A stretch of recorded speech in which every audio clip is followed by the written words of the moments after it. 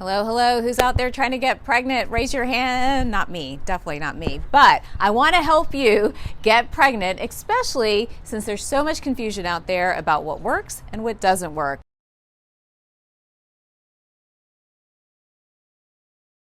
Start with number one. You're going to roll your eyes on this one. I'm so sorry, but it is about your weight. Weight really does matter. And in this situation, though, it's important to know your numbers. When your body fat drops too low, it's hard to get pregnant.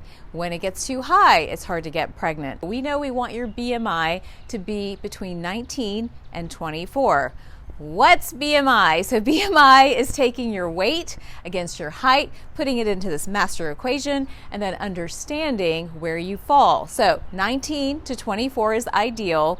For women that are falling below 19, we know it's so much harder to get pregnant. For women that are over 24, it's harder to get pregnant as well. Let's talk about one more marker that you can use when you're trying to figure out if you're at the right weight for pregnancy. So this is all about body fat. Now remember, body fat's a little bit harder to measure. Old school way is to take calipers and kind of pinch in different areas, but there are all kinds of machines nowadays that can help you calculate your body fat. Your body fat percentage is very important. We know that we want your body fat to be at least 20 to 21% to be able to get pregnant, and not greater than 30% to be able to get pregnant. So what's going on with weight and pregnancy? Let's break it down just a little bit. When you drop too low, whether it's BMI or whether it's body fat, what's happening there is you don't have the building blocks to make the hormones you need to get pregnant. That's why it's so tough. Oftentimes you have gut issues or other issues that are playing into that. Flipping it around, if your BMI or your body fat is too high, then we know that you may be insulin resistant. So you're blocking ovulation. Insulin's this hormone that comes in, helps you to ovulate, but if it's too high, then it blocks ovulation and you can't get pregnant. So weight's a big part of the story, but being in that sweet spot is key. We're going to move on to reason number 2, and that's all about smoking. Please tell me you guys aren't smoking. Please tell me you're not smoking.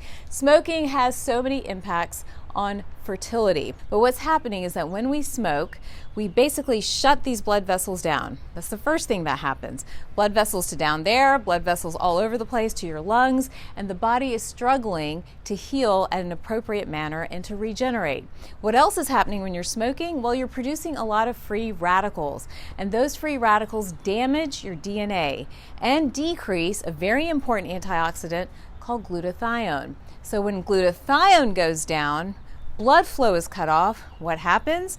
You can't release an egg, and we don't have a good ovulatory response, or you don't release a quality egg. So please, please, please, please stop smoking. It's not good for you. It's not good for the baby. It's really not good for the environment either. Reason number 3 is all about your age.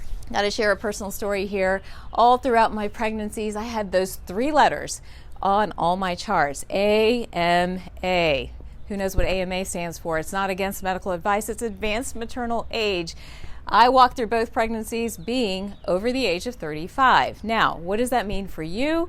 Yes, that's sort of the hallmark, the benchmark for many conventional GYNs, that as women approach 35, sometimes the ovulatory response goes down, sometimes egg quality goes down. It's not a hard line in the sand though, guys. I don't want you to give up hope thinking, oh my gosh, I'm 34, I gotta go get pregnant tomorrow. Let's not do that. But what you do wanna do is know where your overall health is, know where things like your gut, your nutrition, your hormone balance, inflammation, put all those pieces together and really get that picture so that you have success as you're approaching that age.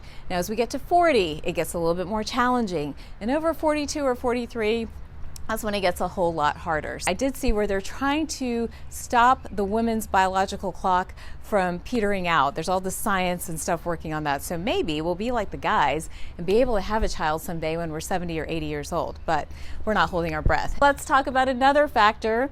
Sleep. Who's getting enough sleep? I know I fail this one every single time. I don't know about you. And I spent a lot of my career not sleeping, quite honestly. I worked the ER, so a lot of shift work, and even when I started my practices, kind of just trying to get a lot done with 2 little babies, so ended up burning the candle at both ends, and sometimes, quite honestly, I still do. Well, here's what that does to us. It burns our hormone access, so we're not producing hormones in the right ratio. We're blocking ovulation again, and again, it's trouble getting pregnant. Whatever you're doing, whatever stage you are in your life, try to arrange it where you're getting at least 6 to 8 hours of consistent sleep every single night. You want that deep REM sleep for the body to reset, for it to reboot, and for you to have that good ovulatory response. And also, to have a little action going on too, to actually get pregnant, all of that sort of related. All right, last piece of this puzzle, stress. Stress and stress and stress. We're tired of that word. We throw that word around all the time. There is good stress. It makes us do things. It makes you want to start a family. It makes you want to go get that job. It makes you want to be unstoppable. But stress, when it becomes overwhelming, takes over. And it takes over our mind with repetitive thoughts, turning into anxiety. It takes over our hormones, messing with our periods, clogging the liver, affecting the gut, and really impacting your ability to get pregnant. Who wants that? So, if you're in a stressful situation, if the stress has gotten out of control, where it's not about being superpowered, but now you're just feeling overwhelmed, well, let's slow down. Take a deep breath. This is where acupuncture is helpful, massage, yoga, all these things help us to reset that stress response. So there's so much more to talk about with getting pregnant, and I'll get into that in my next video, but these are the 5 key things to help you get pregnant and a good starting point if you're beginning your fertility journey. If you like this video, don't forget to like and subscribe. Check it out.